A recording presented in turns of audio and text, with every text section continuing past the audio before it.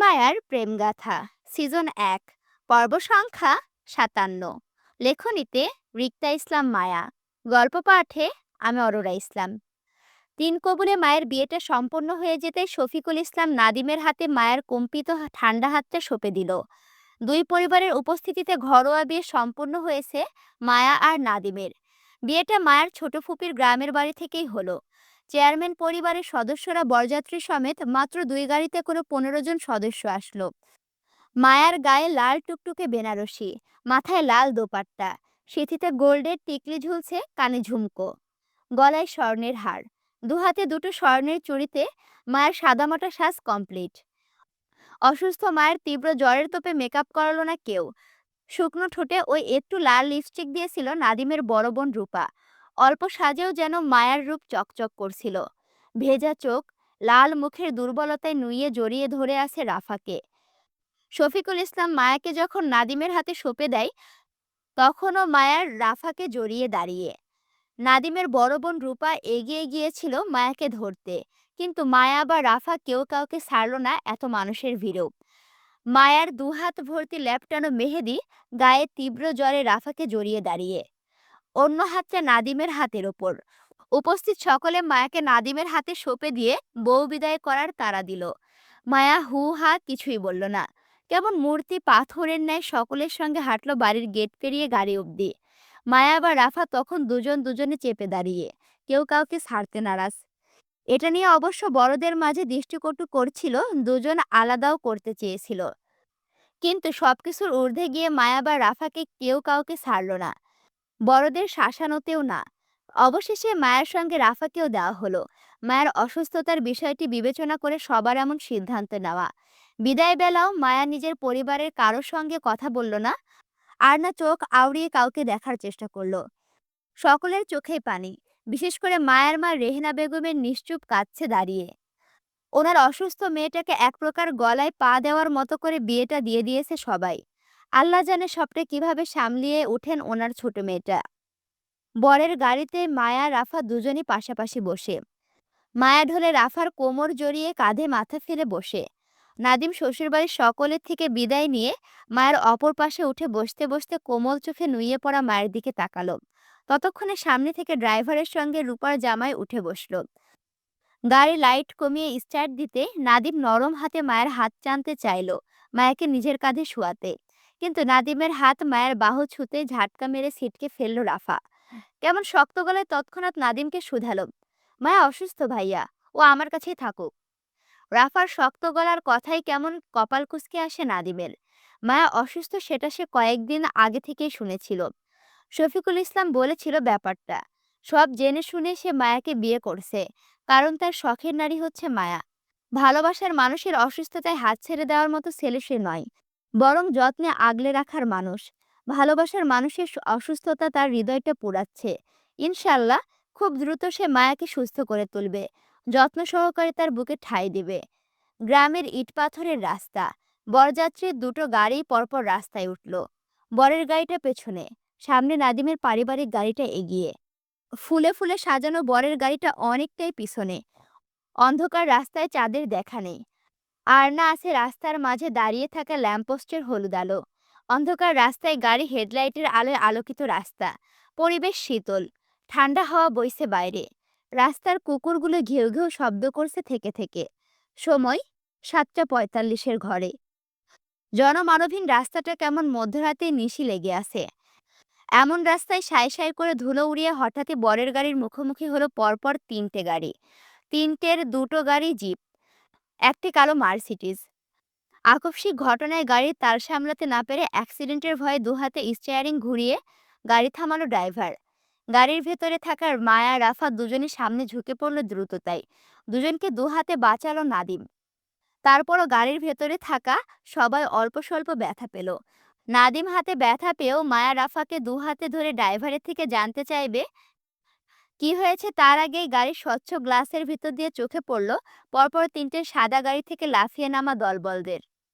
এই রাতে ডাকাতের ভয়ে নাদিম দুহাতে আগলে নিল রাফা আর মায়াকে।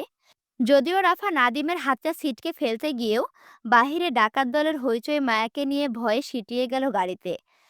গাড়ি থামলো কি থামলো না তার আগে চলন্ত জিপ থেকে লাফিয়ে নামলো হৃদ। হিংস্রাত্মক চেহারায় চোয়াল শক্ত করে তেড়ে বরের গাড়ির দিকে যেতে যেতে পাশে থাকা ছেলেটির হাত থেকে হকস্টিকটি ছিনিয়ে নিল। দু হাতে গায়ের জোরে প্রথমে বাড়ি মারলো ড্রাইভারের মুখোমুখি গ্লাসটিতে। ঝরঝর করে সীসার মতো গ্লাসটি ভেঙে যেতে আঘাতপ্রাপ্ত হলো ড্রাইভার সহ নাদিমের দুলাভাই। ভয়ে পিছন থেকে চেঁচিয়ে উঠল রাফা। কারো কিছু করার আগে হৃদ পরপর আক্রমণ চালিয়ে নাদিমের বসে থাকা পাশের গ্লাসটিতে। অসংখ্য কাঁচ টুকরো টুকরো হয়ে গাড়ির ভেতরে আছড়ে পড়তে গাড়ির ভেতরে সকলে চেঁচিয়ে উঠল। মায়া তখনও বেঘরে রাফার কাঁধে ঢলে হুঁশে আছে। তবে উপস্থিত পরিস্থিতি দেখার মতো সচ্ছলতা নেই। শরীর নুইয়ে তরতর করে কাঁপছে তীব্রতর। কানে এসেছে ডাকাত দলের হামলা করার খবরটি। তারপরও মাথা উঠিয়ে দেখতে চাইল না ভয়ে, বরং রাফাকে জড়িয়ে আরো সিটিয়ে গেল সে। মায়া রাফা দুজন কাঁদছে। বয়স্ক ড্রাইভার আকুতি মিনতি করছে এত মানুষ দেখে। নাদিম বা তার দুলাভাই গাড়ি থেকে বেরিয়ে কিছু করার সুযোগ পাচ্ছে না। চারপাশ থেকে ছেলেরা দা হকস্টিক ছুরি নিয়ে দাঁড়িয়ে। তার ভয়ে ভয়ে রূপার স্বামী কল লাগালো চেয়ারম্যান শ্বশুরের কাছে।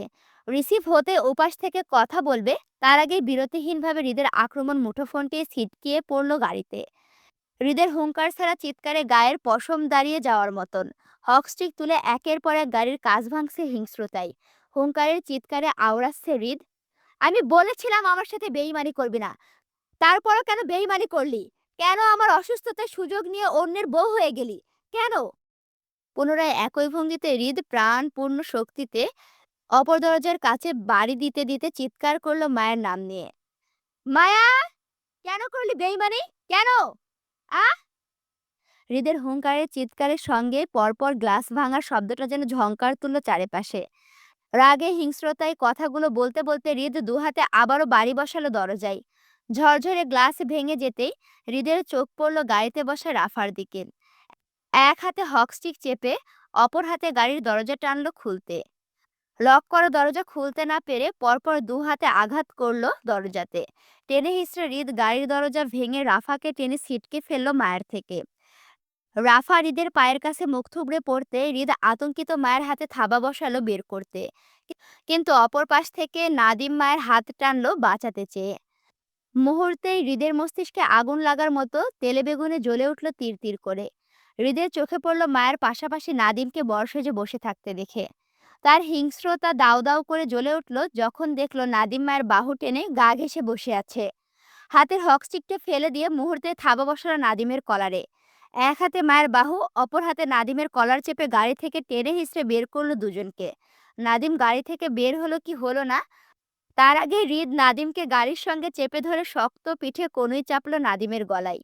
হিংস্রতায় হুঙ্কার ছেড়ে রক্তিম চোখে রিরি করে বলল, কিরে হারামির বাচ্চা, আমি থাকতে আমার বউকে কেমনে বিয়ে করলি? খবর নেস নাই এই নারী আমার ছিল? তাহলে তুই আসলি কোথা থেকে? জানে ভয় নাই? মরার পাখা গজাইছে? তোর বাপের কয় ছেলে নিয়ে ঘুরে? তোরা বুঝি বুলি দেওয়ার জন্য পাঠাইছে হৃদ খানের বউকে বিয়ে করতে? হিংস্রতায় হৃদের চোখে মুখে উপচে পড়ার মতন। নাদিমের সর্বাঙ্গ কাঁপল হৃদের হিংস্রতা প্রকাশতা দেখে। গায়ে দুজনের সাদা পাঞ্জাবি জড়িয়ে, রক্তের ছিটা দুজনের গায়ে বহমান। তবে হৃদের গায়ে সাদা পাঞ্জাবিটি যেন ঘামে ভিজে শরীরে লেপ্টে। অতিরিক্ত রাগে হাতের রক ফুলে টনটনে। নাদিম হৃদের চেহারার দিকে চোখ বুলাতে ভয় পেল। হৃদ খানকে সে চিনে। এর আগে দুবার দেখেছিল মায়ের বড় বোন মুক্তার বিয়েতে। তবে হৃদের সঙ্গে মায়ের সম্পর্ক কি ছিল সেটা তার অবগত নয়। জানলে হয়তো সে এই বিয়েটা করতো না।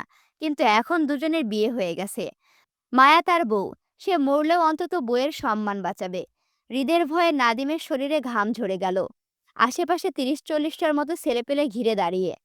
ড্রাইভার আর তার দুলাভাই ছেলেগুলোর হাতে বন্দি। কিছু করার মতো তাদের হাতে উপায় নেই। তারপর নাদিম অসুস্থ মায়াকে দেখলো মাথা নুইয়ে কাঁদছে ভয়ে। অথচ হৃদ এক হাতে মায়ের বাহু ধরে অপর হাতে নাদিমের গলা চেপে দাঁড়িয়ে।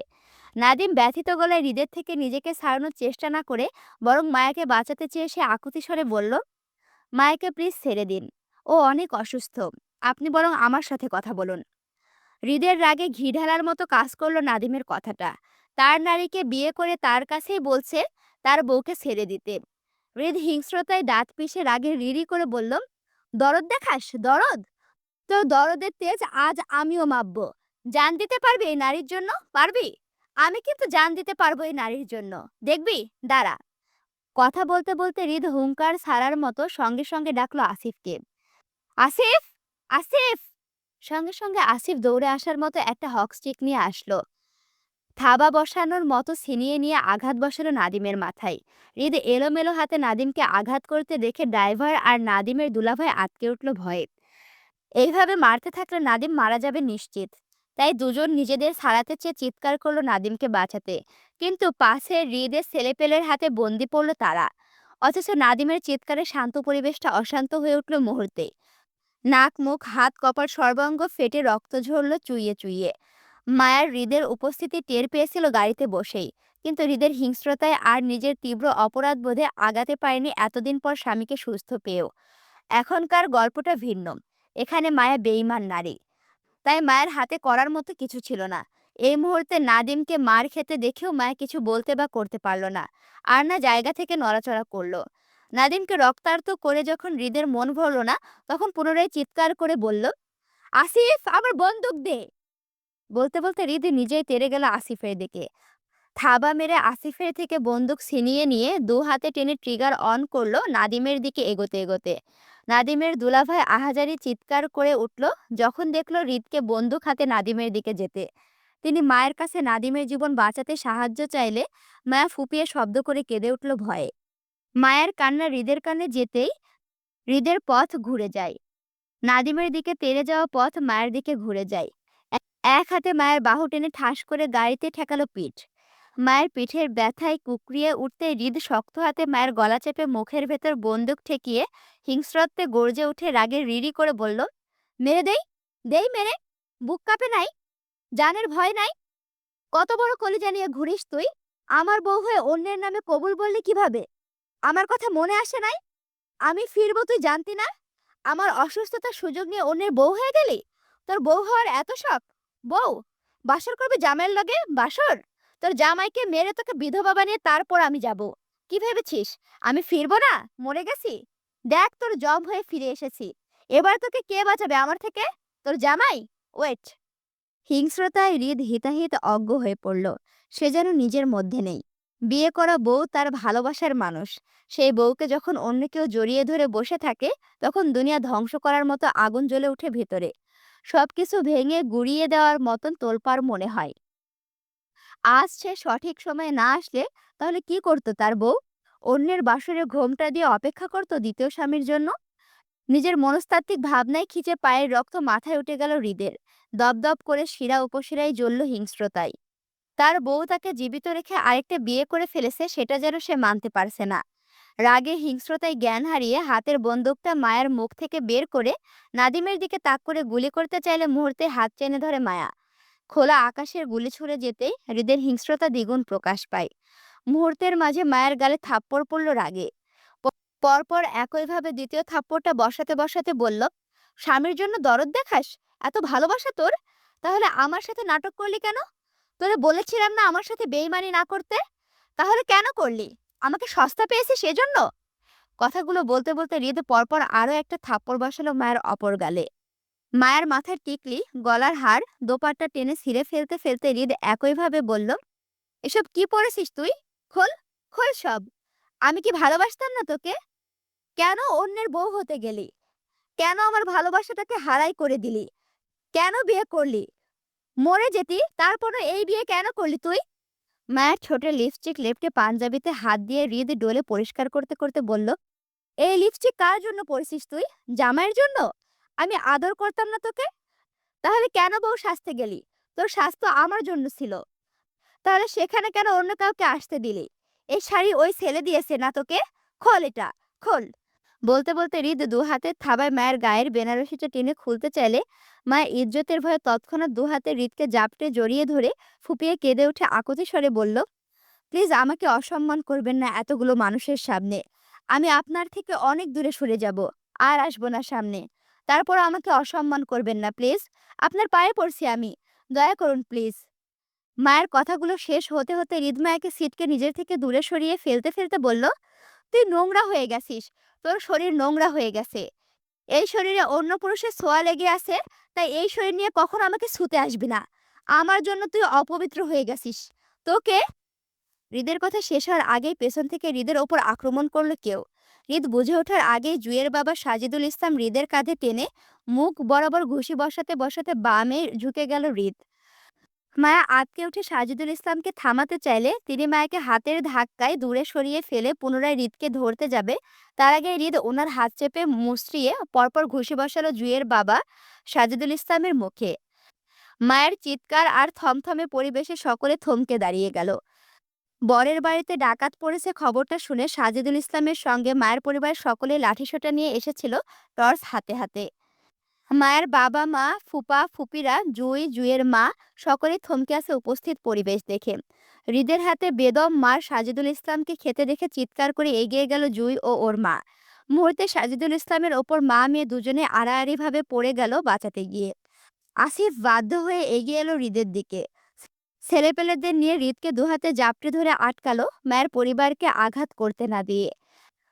কারণ হৃদের মায়ের পরিবারকে এভাবে আঘাত করাই দৃষ্টিকটু দেখাচ্ছে তাই। এই মুহূর্তে মায়ের বাবাও যদি সাজিদুল ইসলামকে বাঁচাতে চেয়ে এগোতো তাহলে হয়তো তিনিও রেহাই পেত না এই হিংস্রত হৃদের হাত থেকে। তিনি চোখ মুখ শক্ত করে হৃদের দিকে তাকিয়ে তারপর চোখ ঘুরালো রক্তাক্ত অবস্থায় পড়ে থাকা নাদিমের দিকে। পাশেই তার ভাই সাজিদুল ইসলামকে জড়িয়ে কাচ্ছে জুঁই ও সাবিনা বেগম। হৃদ নিজেকে টেনে সবার থেকে ছিনিয়ে নিতে নিতে উপস্থিত সকলের সামনে মায়ের উদ্দেশ্যে বলল, জীবনে একই ভুল আমি দ্বিতীয়বার রিপিট করি না। তোর বিয়ে করার শখ না, থাক তুই তোর স্বামী নিয়ে। যে নারী আমি জীবিত থাকা অবস্থায় অন্য কারো হাত ধরে জীবনে একা থাকবো তারপরও তোকে চাইবো না। বেঈমান প্রতারক নারী তুই, আমার ঘৃণার লিস্টে তুই প্রথম মনে রাখিস। আসসালামু আলাইকুম এভরিওয়ান, কেমন আছো তোমরা সবাই? যে আপু হঠাৎ করে এত ছোট ভিডিও দিচ্ছে কেন? যেখানে আপু একটা ভিডিওর মধ্যে ২টা করে পর্ব দিত। আসলে রমজান মাস চলছে তো, ওইজন্য বড়, বড় ভিডিও দিতে একটু প্রবলেম হয়ে যাচ্ছে। ওইজন্য ভিডিও ছোট, ছোট করে দিচ্ছি। তবে তোমাদের আগ্রহ যদি খুব বেশি থাকে, তাহলে একদিনে ২ টা ভিডিও দিব। তবে একসাথে না, আলাদা, আলাদা করে দিব। এখন তোমরা কমেন্ট করে জানাও। দেখা হচ্ছে পরবর্তী ভিডিওতে। আল্লাহ হাফেজ।